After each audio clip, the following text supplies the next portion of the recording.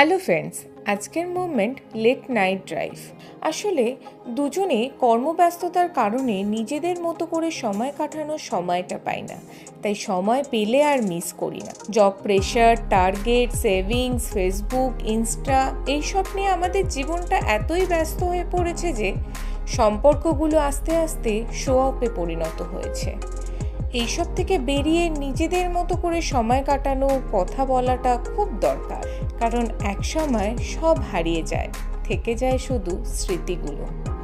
এছাড়াও রাতে বেরোনোর আমার আর একটা উদ্দেশ্য আছে, সেটা হচ্ছে কলকাতার এই সৌন্দর্যটাকে উপভোগ করা। ভিক্টোরিয়াটা দেখুন কি সুন্দর লাগছে। আসলে সকালবেলার ভিড়, হর্নের মাঝখানে বোঝাই যায় না যে শহরটা শান্ত হলে এত সুন্দর হতে পারে। এই সুন্দর শান্ত শহরটাকে উপভোগ করতে করতে একটু ফটো শ্যুট করে নির্জার মতো বাড়ি চলে গেলাম।